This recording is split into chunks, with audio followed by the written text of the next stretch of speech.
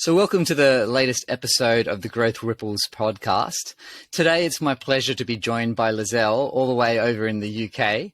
Liszel, pleasure to have you. And first of all, thank you so much for joining us on a Saturday night here in Sydney. It's a Sunday morning, but I really appreciate you spending the time on a Saturday evening over there in the UK. Thanks, Jan. Thanks for having me over. I was quite excited to be part of this great work that you're doing, and I listen to your podcast and listen to all the sort of really important and critical topics that you cover. So thank you for having me. It's a privilege. Thank you. Thank you. It's a privilege to have you on here. And, we connected really over LinkedIn, given our shared passion over a lot of different areas. So I'm keen to kind of explore some of those things, particularly in the space of, diversity, inclusion, how people might experience racism, discrimination in the workplace. But before we do that, I'd love you to just maybe share for our listeners a little bit about yourself, a little bit about your background, just so people can put you into context in terms of your experiences. Sure, absolutely. So, I'm Liszel Nathaniel, and I have been in the learning and development field for nearly 20 years now. I grew up in Mumbai and I was raised in India. I moved to the UK about 8 years ago, and continued my career in L&D here in the UK.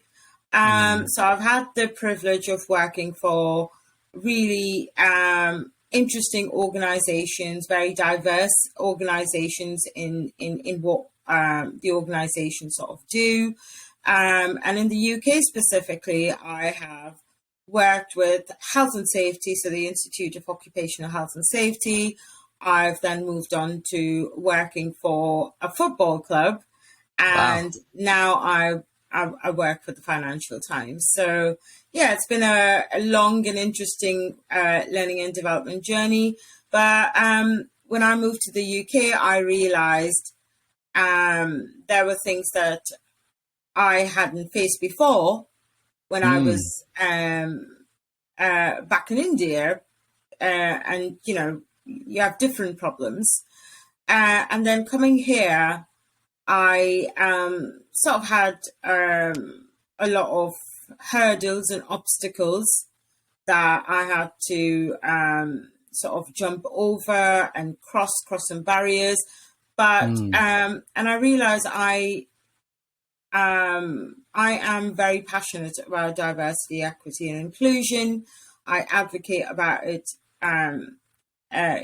through my LinkedIn posts, but also at work, and really in everything I do. So yeah, that's a little about me. I have a 7-year-old boy, and I live in a quiet little quaint town in the UK. So.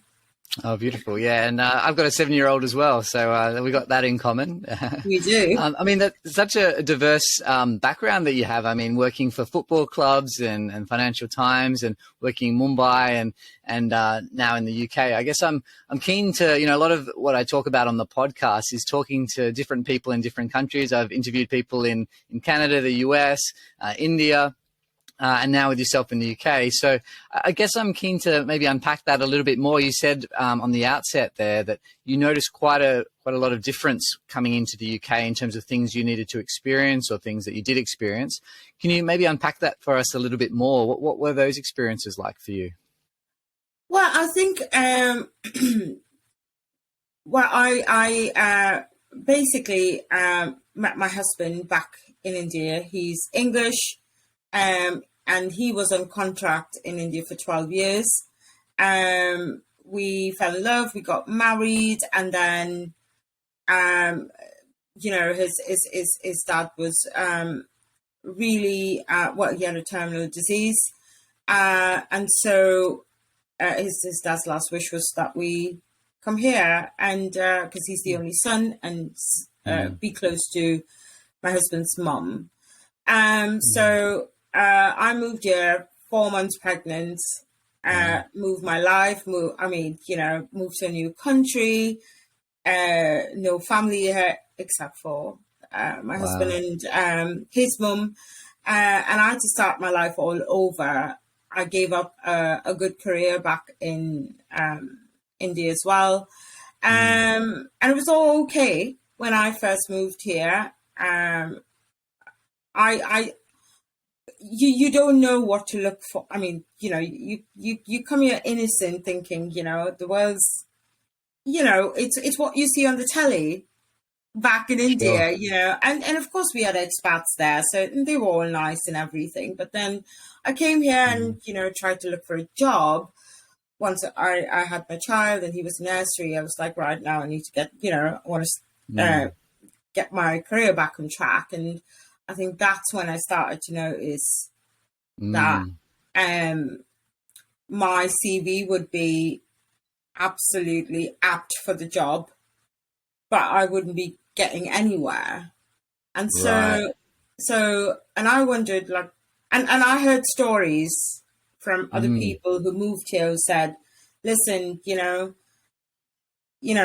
be prepared to work at the till, which I have no problem with, by the way, or at a warehouse or something, because, you won't get what you want when you come here. And I was like, but why? And they said, well, that's just the way it is. I mean, if you don't have experience in the UK, in a UK organization, specifically in the UK, then yeah, it's kind of nearly impossible. So And so in Mumbai, you were in the learning and development field for some time, is that right? yes. Yeah, okay. I've always been in this field. I mean, I did sort of moonlight as a journalist back in India for a while. While I was doing my learning and development consultancy, I was also working for a magazine there and writing for a lifestyle magazine. Right. So all my experience has been in L&D, so I couldn't understand why. And the job market was booming when I came here. And then, so what did you actually experience? So when you were applying for jobs, what was happening for you? I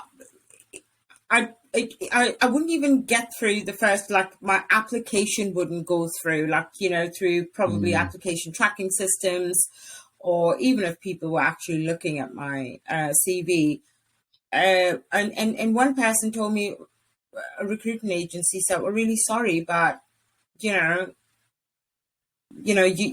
don't have any experience here. And I said, well, how does that matter? Learning and development is generic. And they said, yeah, but, organizations, they feel like, people, when they come from, certain countries, there might be a problem with, fitting into the culture. And I said, but these are the organizations that say, they have equal opportunities. So I'm a bit confused. Yeah, and they're probably advertising for diversity and inclusion and equity and all those things that, we both share a passion for. But then another recruitment agency said, you know what, Liszel, just get all the locations off your CV. Right. And I said, okay. I didn't feel good about it because I like, I'm 100% honest and transparent. But she said, just do it as an experiment. That's it. Yeah. So I did it. And in 2 days, I had people ringing me.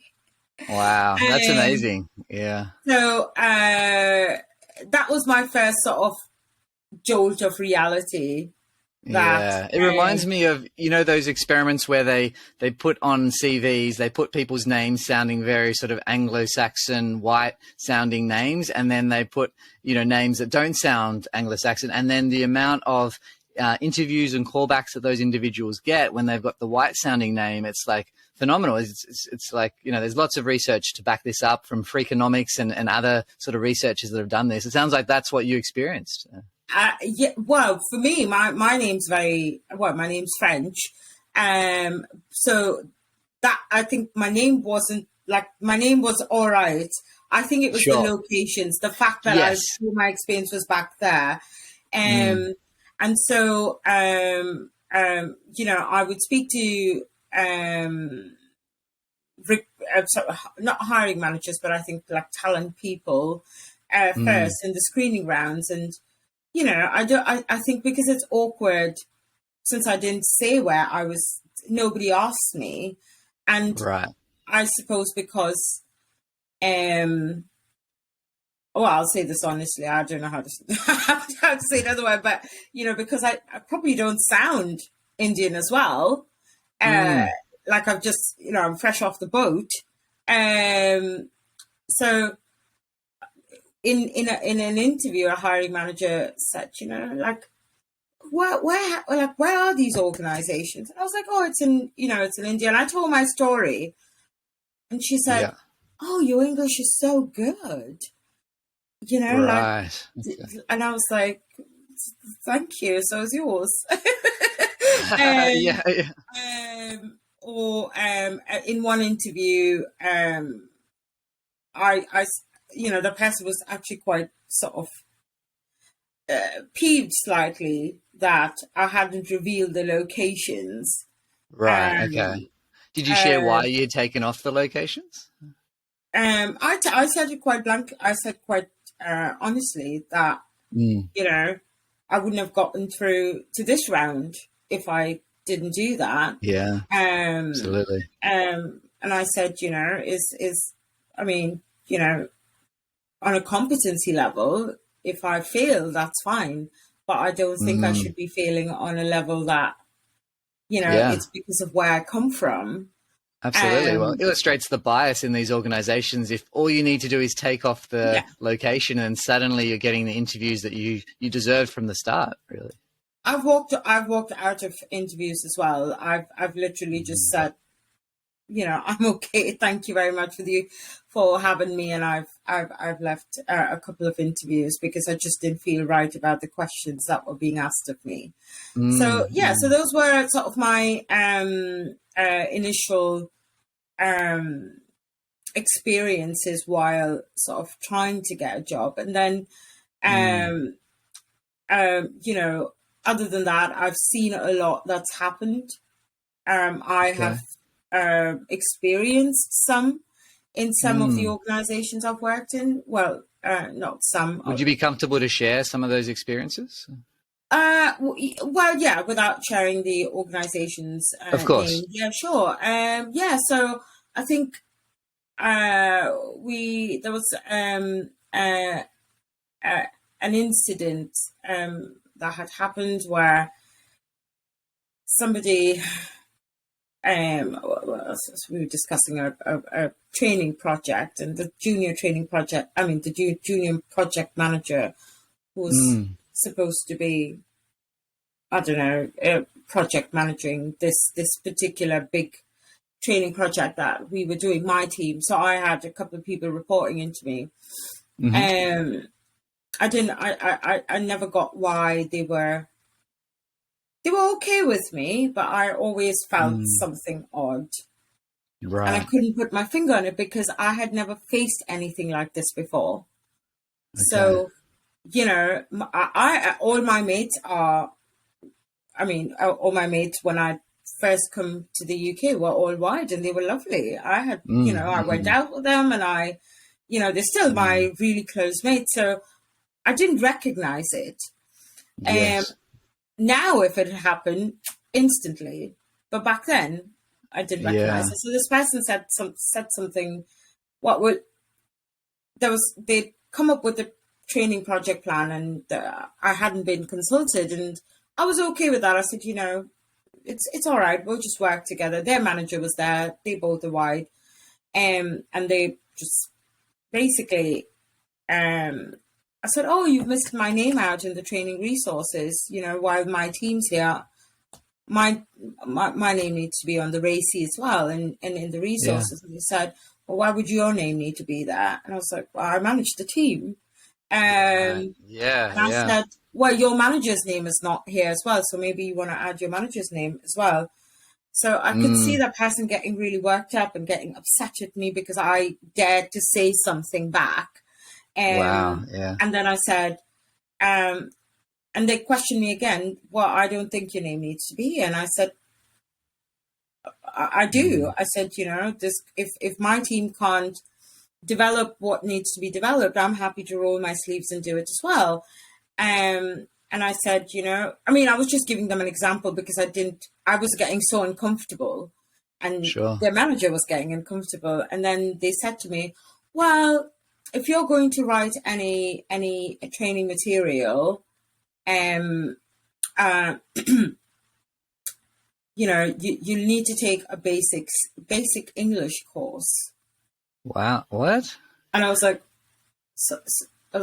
excuse me, sorry, what? I looked at the manager. She looked at me completely shocked and aghast. And I said, could you elaborate? I thought maybe, they've, I don't know. I honestly, my mind just went blank.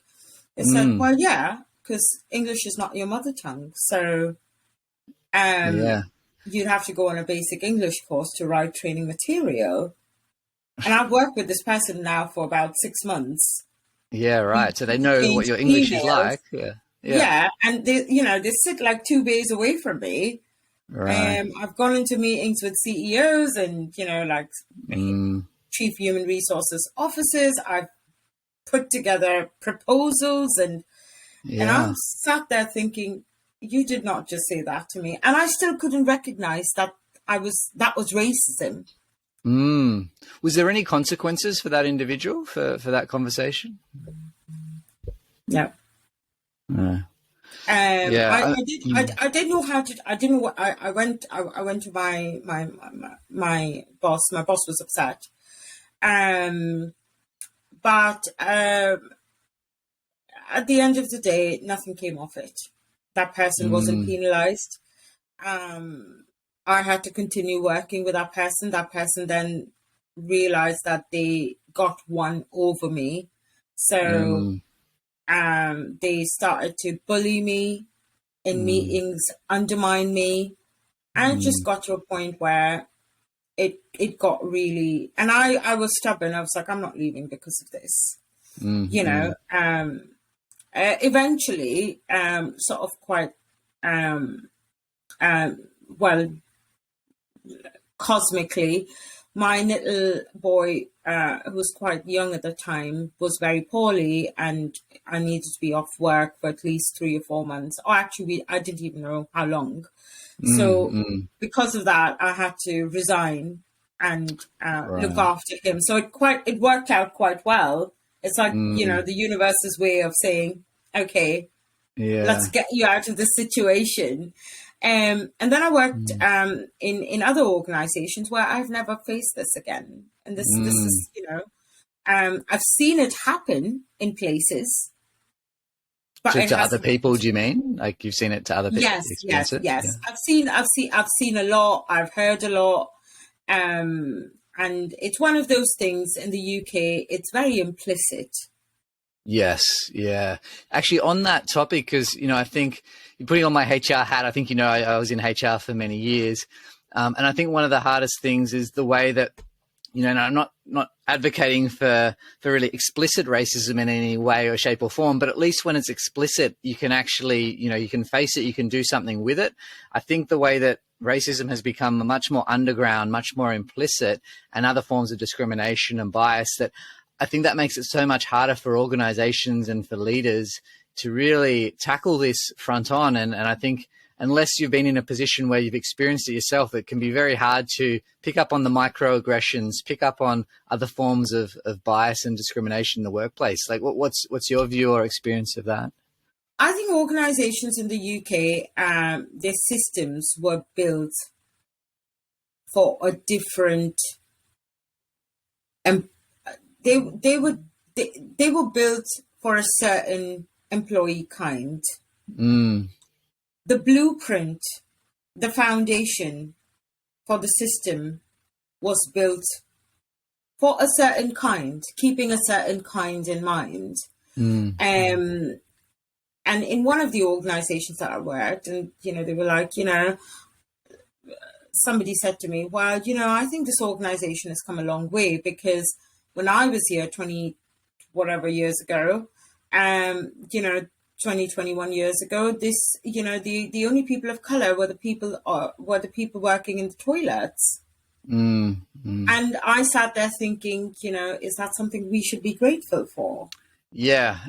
I think You know, it's like, yeah, we might have come this far, but actually, it should be here. And if we really want equality, we want equity, yeah, we want diversity, inclusion, we need to have it truly parity. exactly. Yeah. Yeah, exactly. And I think the system is not built for Mm, equality.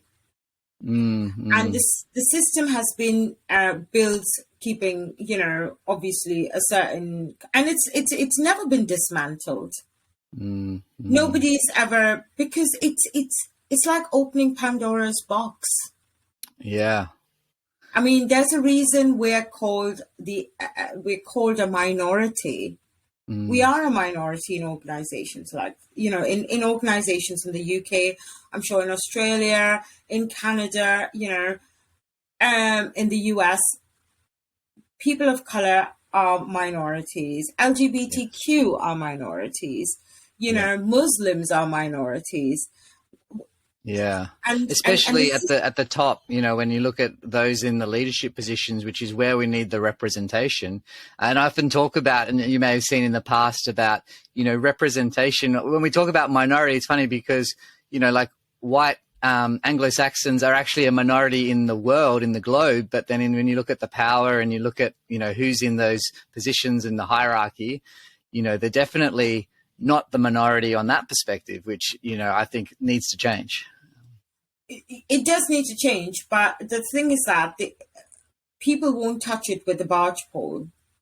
Mm, Um, Leaders are aware. I mean, this is everywhere now. It's everywhere you go. People are talking about diversity, equality, equity, and inclusion. But what they're doing is running trainings, and yes. and all the responsibility is with people at grassroots levels. Mm, Oh, if mm, there's no microaggression or people are not being racist towards each other, everything's fine.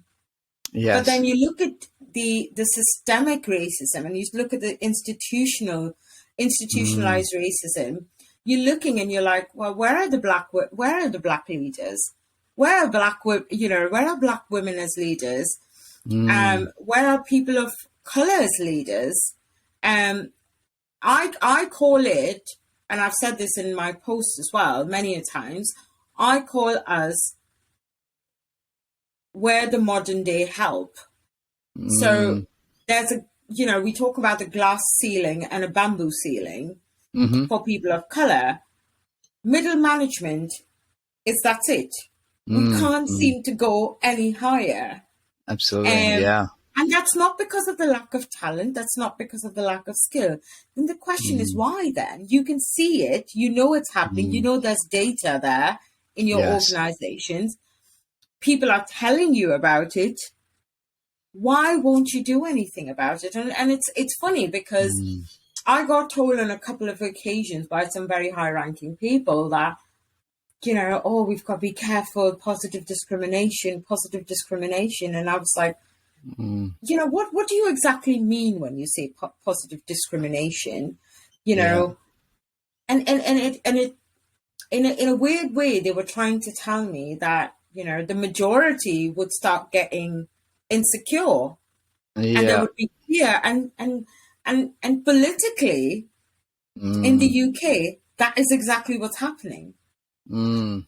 Yeah, I And mean, I that's see that a lot as well in organizations, and I think that leads often to tokenistic behaviors, even if there is sort of a positive intent. And then, I think I'm seeing in the US, but also in other places around the world, as there's more companies going into, downturns and jobs being cut, where are they cutting from? Often it's diversity and inclusion roles, often it's HR roles. It's the roles that have been, unfortunately, I think in a lot of organizations, tokenistic appointments where we really need to make sure that, seeing as the bedrock of an organization, you need to have the representation. We need to have the diversity and inclusion and the equity. exactly. And I think it's, what organizations will do is have trainings on unconscious bias. They'll Mm. have events. They'll have 1 week, which will be the inclusion week. They'll have Black History Month. And that's it, Mm. job's done. Yeah, tick the box and then it's done. So Yeah. it's very Mm. performative. And I mean, I'm learning and development, training. I mean, that's my bread and butter. But learning is not to do; it's to become. And learning is not an event; it's an iterative campaign. Absolutely, I So, love that. Yeah. so when you just go and do, ask somebody to go through e-learning modules or Yeah. sit through, I don't know, an hour and a half's training. I mean, honestly, what's going to stick, Yeah, right? absolutely. And to me, one of the biggest problems I see, and I'm sure you've seen it as well, is around with learning and development. It's like, okay, let's help, women or people of minorities with what to do to, get ahead in the workplace. But instead of actually looking systematically at what are the systems, what are the processes that actually need to change, and the focus is wrong because it's on the people that are not being given the opportunities, and saying you need to change and be more like a white male is often, I think, the underlying message, which is a very toxic message. Yeah, I mean, and this exactly what you said, completely 100%, because you can have these great career development opportunities for women of color, and you send them on these courses, and they feel empowered, and they come back, and the system just spits them out because the system wasn't built for us. Yeah. It is a known fact that women of color have to work, well, Black women have to work 5 times harder, and women of color in general have to work twice as hard to get even noticed. We have to do all sorts of things. We have to do we'll volunteer, we'll take stretch assignments, we'll do this, we'll do that, and we still don't get anywhere. While we have our white counterparts and females, white females, the process is much easier for them. Their main competition is white people. They don't have to worry about people like us. We're not even their competition. So, and I like, it's not at a conscious level. Everything I think is deep down. It's, I'm married to a white man. We had cultural differences where I would tell him that's inappropriate. No, you can't even say that to me. Right. And I had to dismantle a lot of how he thought, because we've got a mixed race child. So, sure, yeah. I'd be like, not careful. Change what you're saying. Change your thinking. Do you see subconsciously? It's subconscious. He's not doing it at a conscious level. Yes. So, and at first there was defensiveness. What, did you just call me the R word? Right.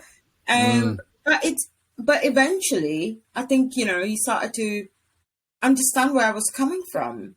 Yeah.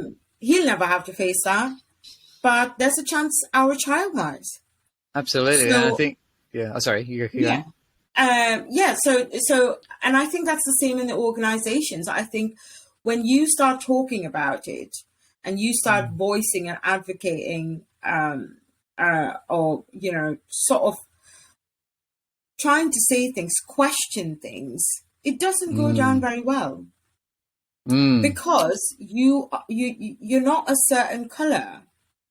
Yes. So I find sometimes that it's much easier to tell a really passionate ally or an advocate and say, no, you go do it.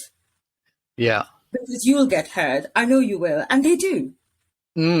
And I mean, I think that's where we all play a role, particularly if we're in, like looking at myself. Obviously, I'm a white male, and I understand that, some of the opportunities I've been given in my career and why certain people might listen to me has often little to do with my experience and more about how I look and how I'm probably not threatening to other white males in particular. And so I see it's, my role and the role of other allies and other friends that, we make sure that we bring this up and we make the unconscious conscious. And I think that, to your point, is a really tricky thing. But we should not stop just because it's tricky. And those systems have been built on, the belief that, the white race is essentially in power, and that's how it's been for a long time. But if we want a truly inclusive, a truly equitable, and a truly diverse set of organizations and world, then we need to keep challenging that status quo. And I realize that's challenging for a lot of people, but I think actually all children, both our sons will benefit. My son, even though he's not mixed race, I would rather him be in a world where there's a lot more diversity and inclusion and equity than what it is today. So that sort of gives me, at least purpose and drive to keep working at this.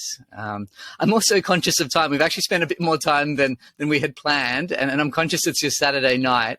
I'm just wondering, I'd love to have another chat with you. I think we've tackled quite a few things around some of your experiences. I think maybe for a follow-up episode, if you're open to it, maybe we could start talking about what are some other things that organizations and leaders could be doing to help unpack and make the unconscious conscious, and actually start changing some of the systematic issues that are happening within organizations around these topics. What do you think? Absolutely, 100%. I'm up for that.